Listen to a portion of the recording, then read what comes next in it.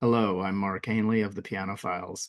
This is a video to celebrate Record Store Day, which in 2024 was April 20th, tends to be the third Saturday of April.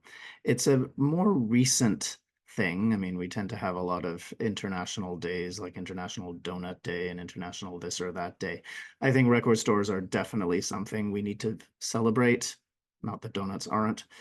Uh, because there are so few of them now. It tends to be very independent businesses. It is not easy to have a brick and mortar store these days because we do so much online. And the online world can be fantastic. And I'll be talking about all of this in this presentation. What I wanted to do was share some of the records that have meant so much to me over the years, as well as some of the stories of when I went shopping and found these fantastic performances, as well as more recent ones online. And there's a connection quite often between the physical items I bought years ago and more recent online purchases. So, when I got into historical recordings in my teens, I was about 15 years old. It was later in 84 to the first part of 85, somewhere in there. Um, as soon as I got into this historical recording thing, I was immediately going to record stores regularly looking for these treasures, historical treasures. And I used to just flip through. I just loved that adventure of flipping through records and seeing what would turn up. And eventually, unfortunately, or maybe not so unfortunately, my technique for flipping through records was far superior to my technique at the keyboard. So that's the direction that I went in. Really sharp eyes it developed in terms of being able to see what was historical or from a certain label and so on and so forth. If you look at my CDs behind me over there, which way is it? It's over there. As I can tell, the red ones tend to be EMI and so on and so forth. I'm able to sort of pick up on some of those cues. But the way the whole thing started, it's a story I've told before, but it also relates to the first recording I'm going to feature today. I'm going to present five pianists and specific recordings from each of them. And the first one was my gateway recording. And the story was that I was learning Beethoven's 32 variations, bought a record, and had the mistaken notion that the more expensive record would be the better one. And bought this expensive European import for $10 back in 84, 85 was a lot. I was not taken by the performance, and I took it to my teacher. We listened to it. She agreed. And she noticed how thin the record was and said, "Oh, wow, you should see my 78s. There were nothing like that." And we go to her her hallway closet, and she opens it up, and on the top shelf there's a whole bunch of 78s. And what we were looking for was also Vladimir Horowitz's recording of the Beethoven 32 variations, which she said was much better. And we were looking through, and she was just handing down volume after volume. And she grabs this one and she says, "Oh, look, Rachmaninoff plays Rachmaninoff." And she hands me this. And I just said, "Well, wait, what? Composers recorded?" And instantly I had the realization that I had no clue when recording technology started which composers might have recorded. I knew the image of, wind up cylinders and scratchy old records, but didn't know if Chopin or Mozart or, like I just had no clue when this whole technology started and who might have actually recorded. So I took the 78s home. One of them was broken, so I didn't get the complete performance, but my parents had a turntable that played 78s. So I started listening and then I started reading and did the old school thing in the days before the internet. Went to the library, found a book, read the book, took note of pianists to listen to, and so on. And Rachmaninoff was mentioned there as a pianist. So I then found that some of these old recordings from 78s were being put onto LP. This is still pre-CD era, just. And I wanted to find, of course, Rachmaninoff playing the second concerto on LP. And so, every week I was going to various record stores in Montreal and working on my flip through the records technique. And then finally, one weekend, it was probably at least a year later, because I remember I was looking for quite a while and I was surprised how long it took. We went to a flea market that we'd been going to since I was a child, occasionally out in the Hudson, sort of about an hour outside of Montreal, called Finnegan's. Wonderful flea market. And I was just going through the records at the stall, which wasn't only records, they had all kinds of old memorabilia. And finally, what shows up at this one? So the four concertos plus Rhapsody on the Theme of Paganini. And it was something ridiculous like $3 or $5 or something, very cheap. So I was delighted.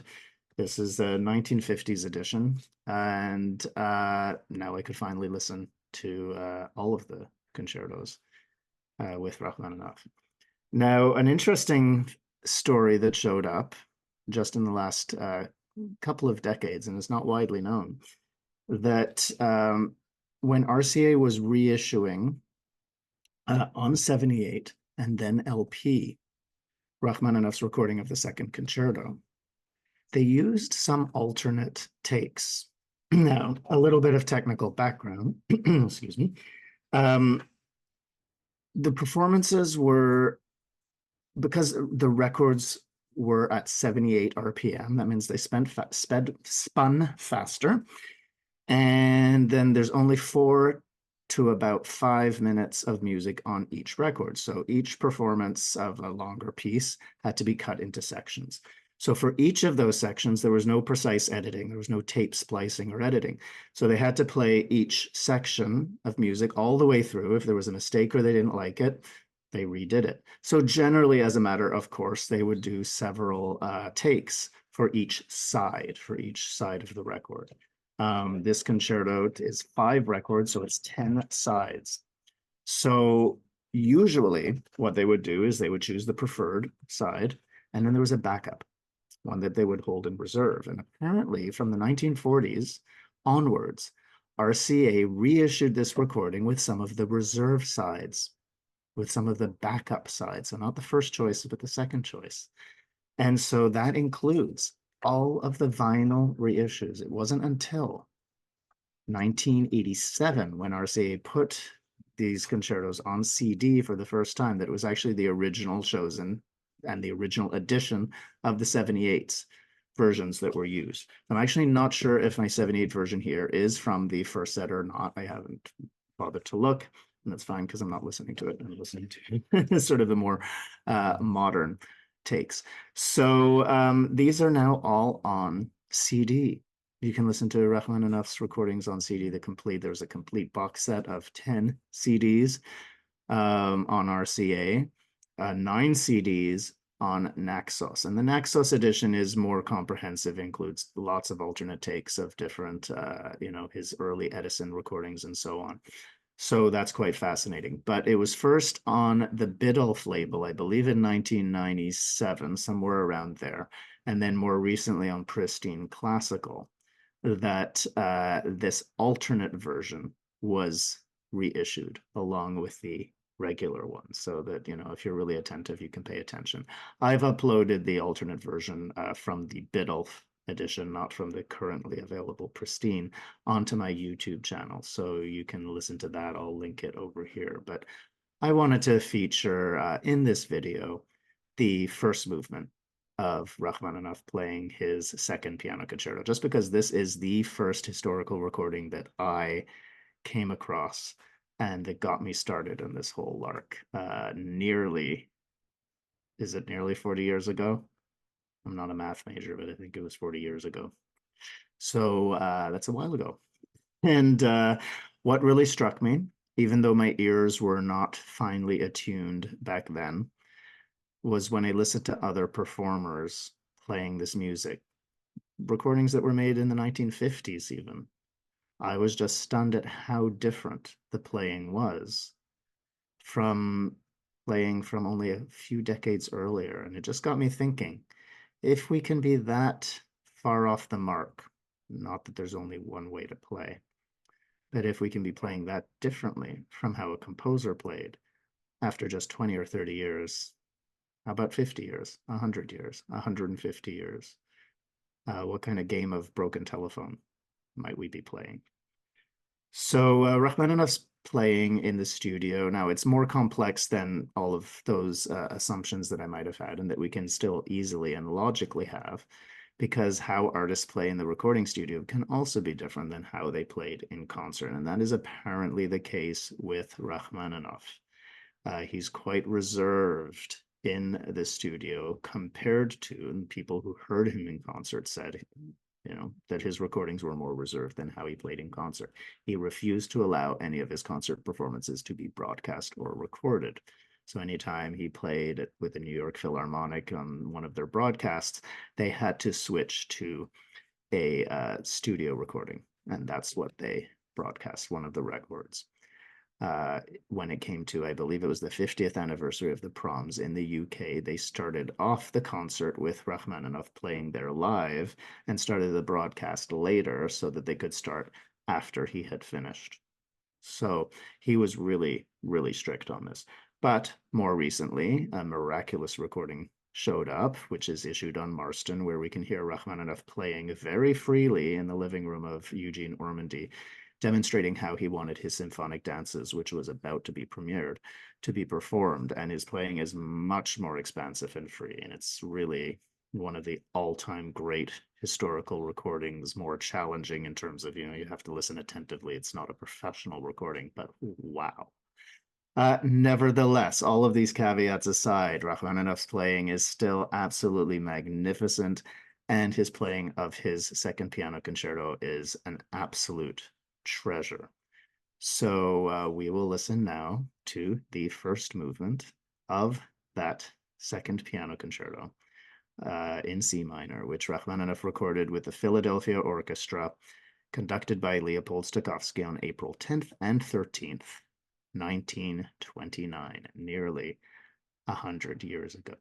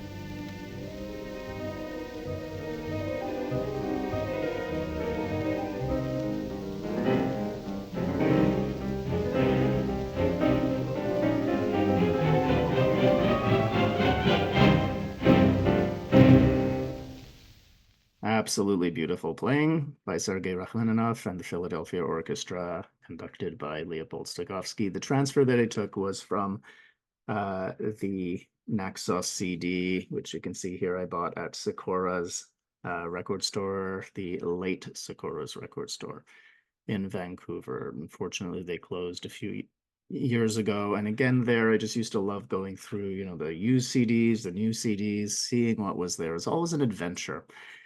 It's not quite the same thing doing shopping online, where, other people may have bought, etc. You can't scroll through and see physical items and touch them. And, there's really something very different when you're holding an actual record, right? So something's being lost. So if you do have record stores near you, please go give them the business.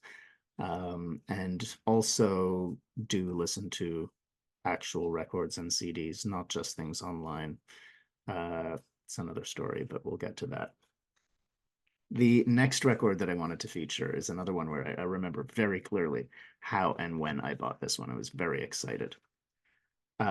This is of the pianist Misha Levitsky, whose lifetime crossed over with Rachmaninoff's. There's actually an amazing photograph of the two of them together with the conductor Willem Mengelberg. Levitsky lived a much shorter life. He was born later and died earlier as well, sadly, at the age of 43 in 1941.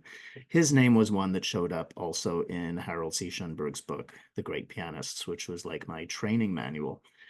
And I remember on one of my circuits going around Montreal, I used to go at least once a week to check out all of the LP and CD stores that were selling, used records, looking for these treasures.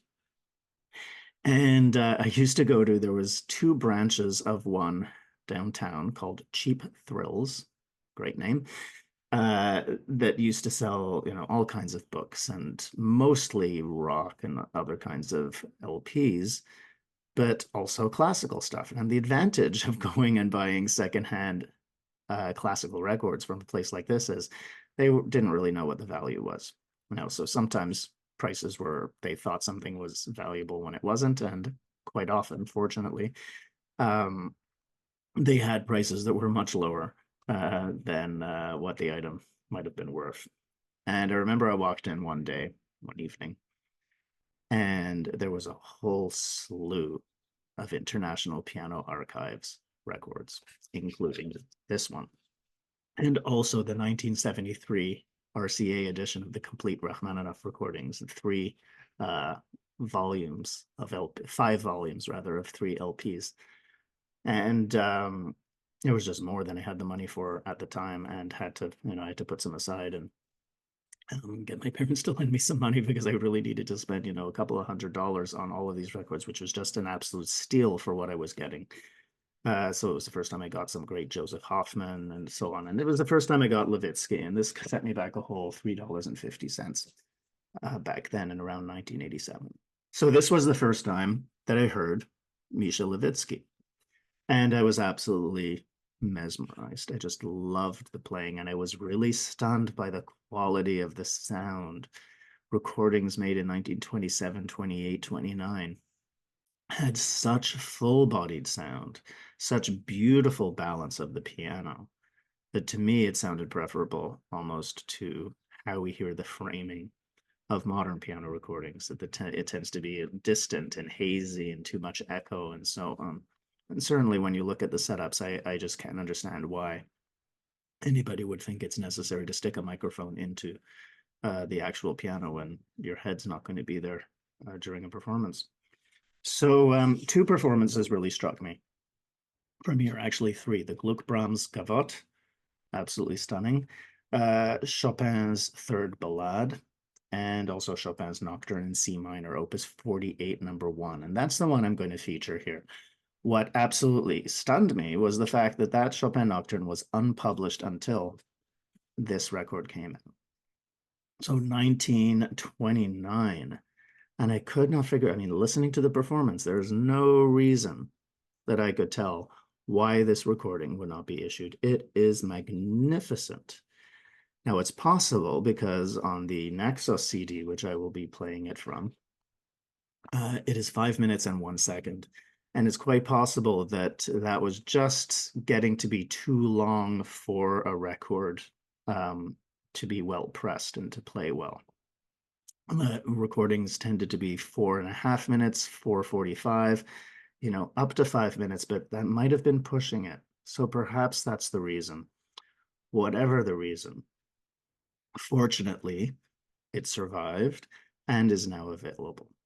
And all of the Levitsky recordings, as I just, excuse me while I reach over for them, they are all available now on 3 Naxos CDs. This is really astounding. Again, people need to, I think, put into context the fact that until this came out, you needed to have the 78s.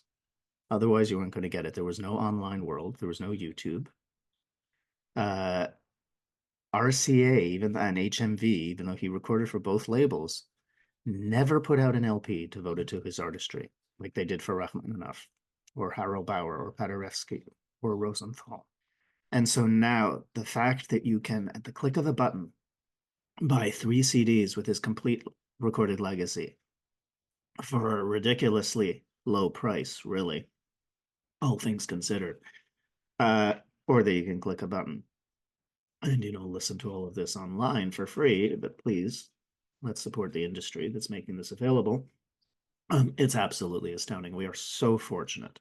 It is really ironic that, as the technology improved and digital recording came out, one of the first things to happen was that historical recordings started being reissued at a rate and with a comprehensiveness that was completely unparalleled until that point. So we are very, very fortunate. But in any case, let's listen now to Misha Levitsky's glorious 1929 recording of Chopin's Nocturne, Opus 48, number 1, where he plays faster than a lot of people would nowadays, and even back then. There was a live recording of Myra Hess playing this work as well, which is wonderful, and it's quite a bit slower. I think, though, and this is something Harold C. Schoenberg talked about, a lot of folks play things much more slowly now than was the tendency back then. And even though in order to get works onto 78s, it is true that sometimes folks played more quickly. We know from live recordings and testimonials and timings and so on that folks generally did play more quickly back then, as a general rule, not always, than nowadays. And playing a Chopin Nocturne quickly now seems, like, it's much deeper if you play more slowly. Not always. So let's listen to Misha Levitsky's glorious recording with this just sumptuous singing tone, these long lines, and really full-bodied sonority, and just beauty in every single note.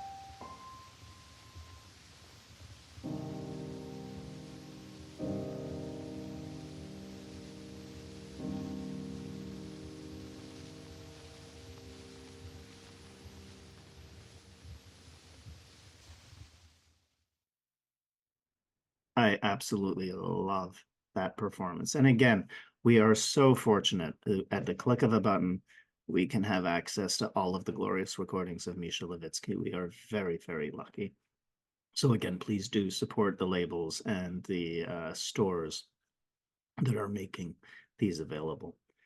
Um, so next, one of my all-time favorite pianists, one who's consistently in my top three, one who I had not yet heard of at the time. I was getting those Rachmaninoff and Levitsky LPs, but who I came across probably within a year or so. It was around 1988 that I first came across the name Marcel Meyer when I was looking through Gramophone magazine, fairly expensive at the time. So I used to sometimes stand at record stores or at magazine shops as well and flip through and see what was there. And I saw reference to, no pun intended for reasons you'll find out shortly, reference to a recording of one Marcel Meyer playing Ravel, and how the commentator, the reviewer, said that the playing was uncannily direct and quite different than the norm, but similar to Ravel's still rather unsatisfying piano rolls.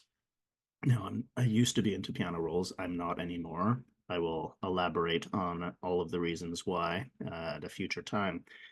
But this really struck me because I did always think, even at that time, that folks played Ravel a little too much like Debussy. And so I decided, well, I want to check these out. And so I went to one of the nearby record stores selling new records, and the only one I could find in Marcel Meyer was this Chabrier. Now, I talked about this in my first record store video 2 years ago. So I bought this at the very expensive price of $30 back then, which is more like 100 now, and was immediately enamored. I wanted to get a copy of the Ravel. The shop did not have it. They had her Scarlatti, they had her Rameau. They did not have the Ravel. Now, a friend of mine who I went to school with, her mother was the head of the English language CBC, Canadian Broadcasting Corporation, and they had it in their archive. So she took it home for me and was going to put it on cassette. She couldn't let it out of her personal hands, but her daughter, who I went to school with, gave it to me anyway. I quickly copied it at home, and then I gave it back. And then I eventually found my own copy in quite recently in Tokyo. They have the best secondhand record stores with historical recordings, but again, that's another story. So the recording I wanted to feature today, though, comes from a situation I remember very well. Again, looking through Gramophone magazine, I saw an advertisement for this, a previously unpublished recording of Marcel Meyer playing both books of Debussy preludes. But there was a catch. This was not for sale. You had to buy 3 CDs in the Reference series, and then you would get this for free. So this is around 1989. I was living in Montreal, in Canada, and this was only available in Europe. There was no internet. Things were very expensive. So what I had to do was find a place that was offering this deal and that would ship to Canada and that wasn't going to cost me an arm and a leg, because shipping was brutal. The UK pound has often, relative to the Canadian dollar, been prohibitively expensive, plus the prohibitively expensive prices that were the norm in the UK. So it was a pretty bad combination. And calling Europe back then was about $1 a minute, which is the equivalent of $5 a minute or so now. So somehow I figured it all out. And again, there was no, people did wire transfers there, or it was, everything was very expensive. I can't recall if I used my parents' credit card or if I sent a traveler's check, or I don't know what it is that I did. But somehow I managed to get it together. I got this, and wow. I mean, definitely phenomenal playing. At the time, I didn't know. that Meyer had apparently coached with Debussy on how to play his preludes. I just knew that I was enamored by her playing. Now, within a few years, the box sets put out by EMI France would start to come out. There were 3 volumes that came out in the 90s with Meyer, the bulk of Meyer's output, including the Ravel and the Debussy and so on. And then in 2007, for the 50th anniversary of her death, EMI France put this amazing 17 CD set out. Another label has since ripped it off because this is now out of print. I unfortunately just missed the commission for writing the notes for this set. I had just visited Meyer's daughter uh, in Rome, and she wrote to the producer, and his email never arrived somehow. He did apparently write to me, but went missing in cyberspace. So just an incredible performance that never came out on LP.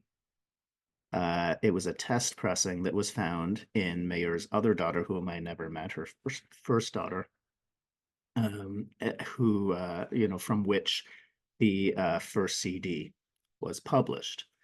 Now, in more recent years, an outfit called the French Record Company decided to pay tribute to Meyer and this fantastic performance in quite a unique way. Now, I've stated that, we're living at a time when historical recordings are coming out in a way that just has never been the case. One means, other than CDs, is vinyl and vinyl repressings of older audiophile recordings, and specifically of 1950s recordings, where there's quite a market, a luxury market for high-end repressings with the original covers and remastered and so on. So you'll find there's a lot of limited edition 100, 200, 300 copies of these 1950s EMI, Columbia, and so on records.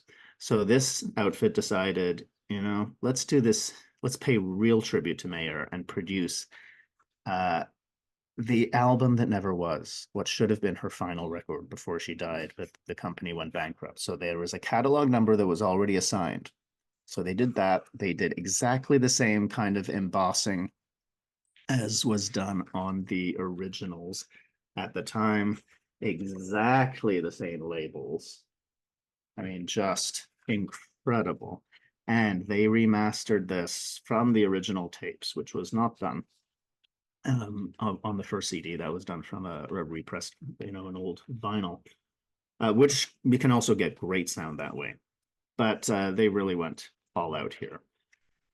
So, this is a Rolls-Royce edition kind of thing, right? There's only 200 copies. As somebody who's been working with Meyer and her family, her case and the family, I was fortunate enough to be given a copy. But if you're in the luxury market, 600 euros for the 2 vinyls is actually that's on market for this kind of collector's edition thing. And I'll tell you that the sound is unlike anything. It is just wonderful that we have access to Meyer's recordings as it is. And one of the things that's lacking is, with mass production, we don't always get the top. And let's face it, folks are also often listening to things on their computers, on earbuds, they're listening to MP3, they're listening to YouTube with degraded quality. We've kind of gotten used to this, and it's very ironic that we're living at a time when we have the best possible sound quality and technology available, and the means whereby people are, bringing music into their ears tends to be the lowest grade. I mean, if you listen to 78s on a 78 turntable, quite often the sound was fantastic. So the folks who have, those high-end turntables and beautiful speakers and amplifiers and so on, who are into historical recordings, I mean, this is the kind of thing that this is designed for. It's not designed for the casual listener. So the producer did send me just a couple of short excerpts of the digital files. And again, it is much better analog than digital, but just for promotional purposes. And so for this video, I'm going to share one of the most marvelous examples of Meyer's playing in this cycle. The first prelude from the second book of preludes, Brouillard, where you can hear her absolutely miraculous pedaling, where she just creates this hazy atmosphere, but there's still the clarity, there's still the harmonies never clash. She just always clears the pedal at just the right time, and it's absolutely magic. I mean, really, Meyer was, another, if with a different spelling in French, Meyer means the best. And for me, she's really the best. So let's listen to Marcel Meyer play Brouillard from Debussy's Preludes.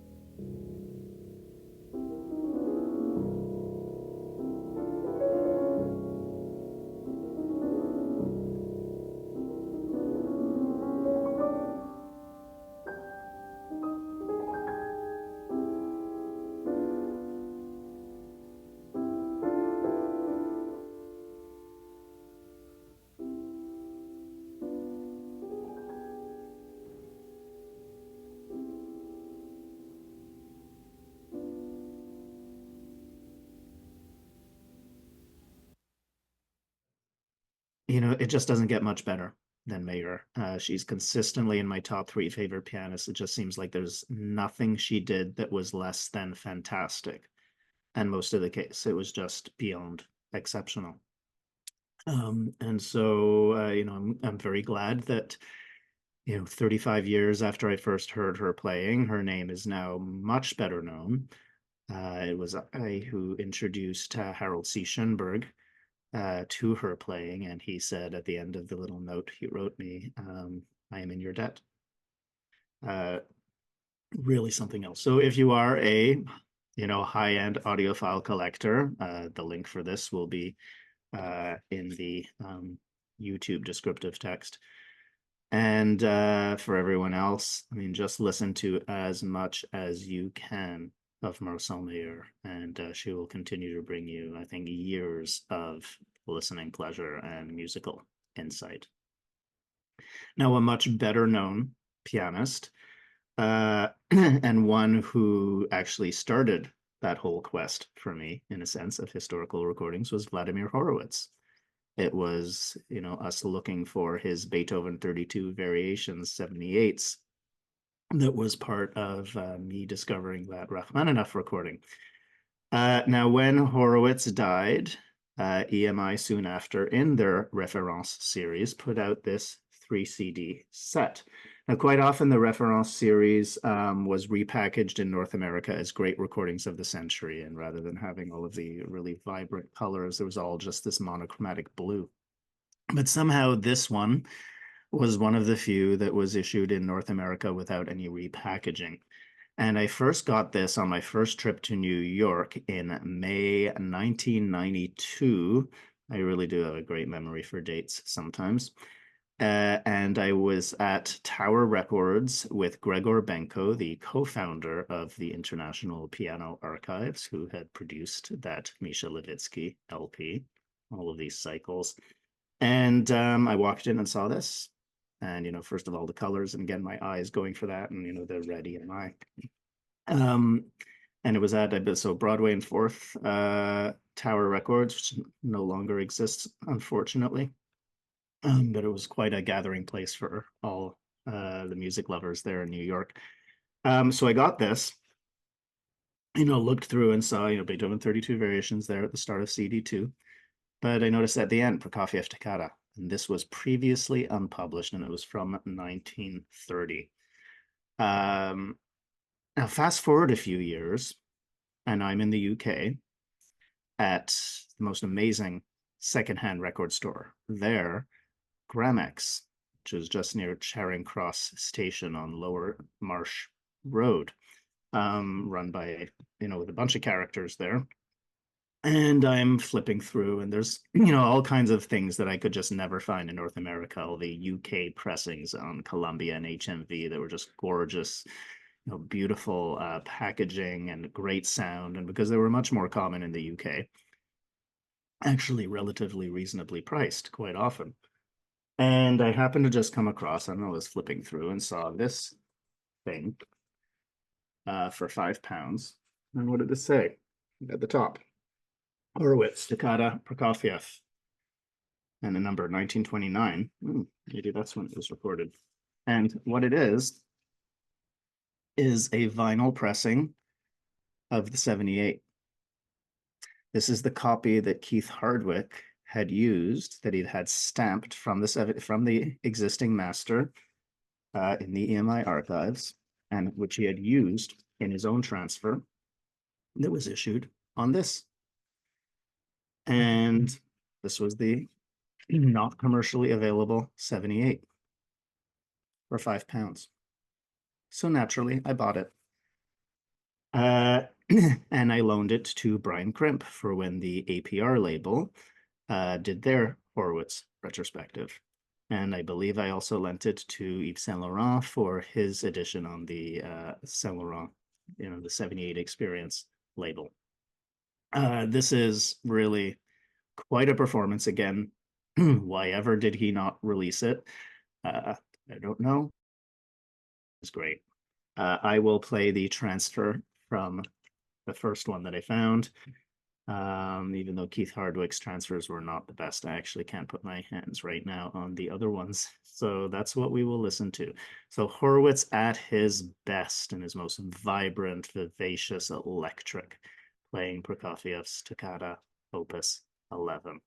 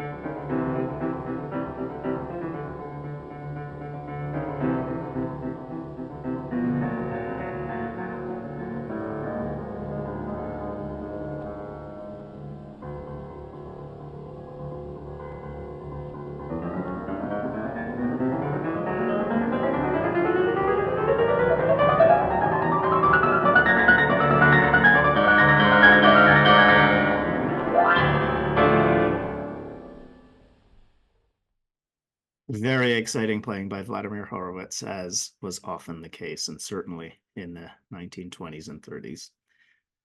So the final pianist I'll feature today is an artist who's playing again. I first came across at Gramex when I was going through and found this wonderful edition put out in 1987, the Eileen Joyce album. And the HMV Treasury was always something I would look for. Fantastic LP reissues. And, Eileen Joyce had probably been out of the catalog for quite some time at that point.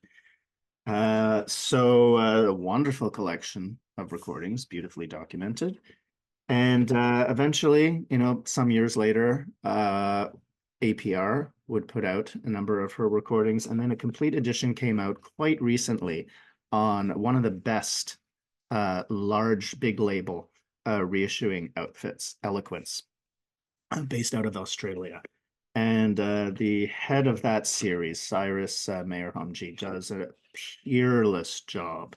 And he was more personally involved in this. He actually wrote some of the text in this incredible booklet, and he also contributed chapters to a wonderful biography of Eileen Joyce that is available in Australia. Absolutely insightful and incredible read, and it is just exceptionally written on the part of all of the authors.